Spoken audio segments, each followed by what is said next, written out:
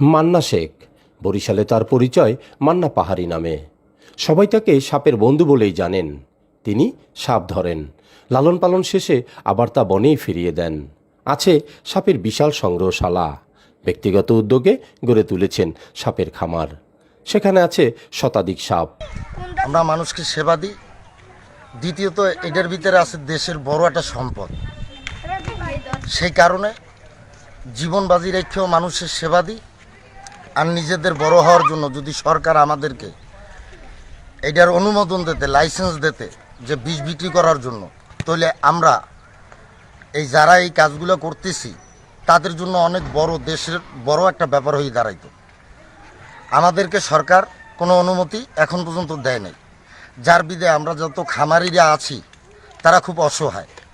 গত ৩৩ বছর ধরে কালো জাইত, খইয়ে জাইত, পদ্মগোকরা, কালো কেউটা, গরাইস, কিনকোবরা, কাটাদুন্দল, সূর্যমুখী, বীরজুরি, কালনাগিনী, টিয়া টুটি গুইলা, ইন্ডিয়ান মাইটা, উড়িয়া মহারাজ, আইরাল বাঁকা, নেপালি পাত্রজাত সহ প্রায় ৫০,০০০ সাপ নিজে ধরেছেন এবং পরে সেগুলো অবমুক্ত করেছেন।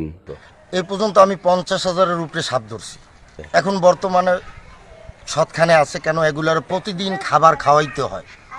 প্রতিদিন কিছুরে মাছ খাওয়ান লাগে, কিছুরে কোয়েল খাওয়ান লাগে, কিছুরে মুরগি খাওয়ান লাগে, যার বিধায় এটা আমাদের অনেক খরচা। সাপ ধরার জন্য কোনো চার্জ নেই মান্না পাহাড়ির। তবে কেউ সাহায্য দিতে চাইলে না করেন না তিনি। যদিও কেউ টাকা দেন, সেই টাকা দিয়ে সাপের খাবার কিনেন তিনি। তাই কোথাও থেকে ফোন পেলেই নিজের খরচেই চলে যান ঘটনাস্থলে, গিয়ে সাপ ধরে নিয়ে আসেন। ১৯৮৬ সালে ঢাকা ঠাটারি বাজারের চায়ের দোকানদার সরাজ বাতেন পাহাড়ির সঙ্গে ভারতের আসামে গিয়ে ২ বছর সাপ ধরার প্রশিক্ষণ নেন মান্না পাহাড়ি। আসলে সত্য কথা বলতে কিছু তো ব্যাপার আছেই।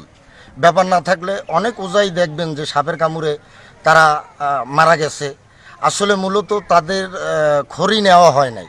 আপনার এই দেখেন, এই যে কামড় দিছে, ওর মুখে বিশ্বাস, দাঁত ভাঙিনি, তাহলে দাঁতের এচড় হইতো না। আর আমরা যারা খামারে রাখি তারা কখনো দাঁত ভাঙি না। সাপ ধরতে ভয় লাগে না মান্না পাহাড়ির। সাপ ধরার জন্য সাহস, কৌশল আর চোখের দৃষ্টি একমাত্র মান্না পাহাড়ির অস্ত্র। তারপরেও আধ্যাত্মিক কিছু বিষয় জড়িয়ে রয়েছে, যেটা প্রশিক্ষণ থেকে রপ্ত করেছেন মান্না পাহাড়ি। আমি বরিশালের গজনির দিঘি, ৮ নং চাঁদপুরা ইউনিয়নে গজনির দিঘি নামে একটা দিঘি আছে। ওই দিঘিতে সাপের জ্বালায় মানুষ পানি বা কোনো কাজকর্ম করতে পারতো না। জেলা প্রশাসক ডিসি শওকত নবীন সাহেব উনি অর্ডার দিল, আমি একদিনে ৩৫২টা সাপ ধরছি। আমার জীবনে ওইটাই বড় ঘটনা। একদিনে ৩৫২টা জাতি সাপ উদ্ধার করছি, সব বড় বড়। এইটা জীবনে কোনো রিস্ক নাই। আমাদের রিস্ক অর্থাৎ জন্ম একদিন হইছি, মৃত্যু একদিন হবে। না না না, সাপে কিছু করতে পারবে না, ইনশাআল্লাহ সাপে কিছু করতে পারবে না। তাহলে জীবনে অনেক কামড় খেয়েছি, অনেক, যা বলার মতো না। জীবনের ঝুঁকি নিয়ে পিরিজপুরের সমীর পালের বাড়ি থেকে ৩টি বিরল প্রজাতির সাপ ধরে আনেন মান্না পাহাড়ি। বারবার ছোবল মারা সত্ত্বেও একটুও ভয় পাননি তিনি।